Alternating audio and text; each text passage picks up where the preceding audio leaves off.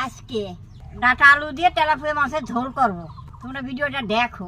মাছ ভেজে নিয়েছি, এখন কড়াইতে একটু তেল দিয়ে দেবো, কাঁচা লঙ্কা দিয়ে দেবো, ডাটা আলু দিয়ে দেবো,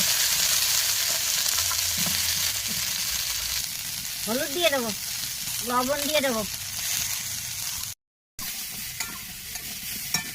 ভাজা হয়ে গেছে, জল দিয়ে দেবো, আর একটু করে লবণ দিয়ে দিই, আর একটু হলুদ দিয়ে দিই, ঢাকা দিয়ে দেই। ঢাকনাটা খুলে দেবো, তেলাপিয়া মাছ দিয়ে দেবো, নামিয়ে নেবো। সোমবার দেবো তো, তেল দিয়ে দেবো, জিরে দিয়ে দেবো, ঝোল দিয়ে দেবো, ভাজা জিরে বাটা দিয়ে দেবো। হয়ে গেছে, নামিয়ে নেব। দেখো, আমার ডাটা আলু দিয়ে তেলাপিয়া মাছের ঝোল হয়ে গেছে। ভালো লাগলে লাইক কমেন্ট করে দিবা।